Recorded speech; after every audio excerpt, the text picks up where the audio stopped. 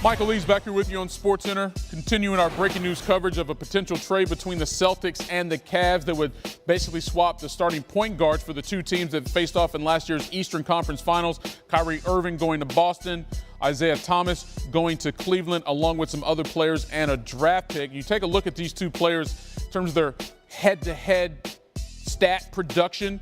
You sort of have similar players when you go inside the box score in terms of points per game. Isaiah scored a few more points in the regular season. Assists, three-point field goal percentage about the same. Player efficiency very close. But for Kyrie, though, his impact for the Cavs really felt in the postseason, where he's averaged more than 25 points per game in each of the last two seasons. That, of course, is two straight trips to the finals. Thomas, though, has never averaged 25 points in a single playoff. And this past year, he was hurt in that series, did not play all the games against the Cavs. Let's bring back in basketball insider Jeff Goodman. Jeff, what more can you tell us in terms of where this potential trade stands right now?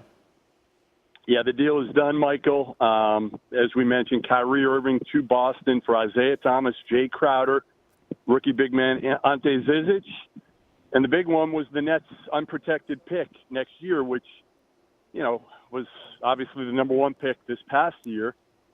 Where do the Nets fall next year? The East is certainly worse. Some people feel like the Nets won't be one of the bottom 3 or 5 teams, but the roster is certainly such that you can make a case that they're going to be in the mix for a top 3 overall pick. So that's the deal. Kyrie Irving goes to Boston.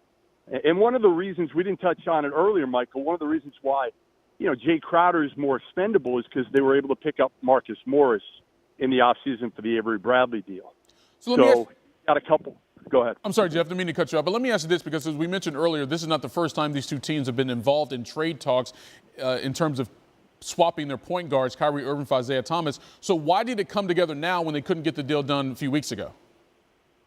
Well, I think, again, it was Boston's hesitation, Danny Ainge's hesitation to try to hold out to keep that Nets pick and the Lakers pick next year.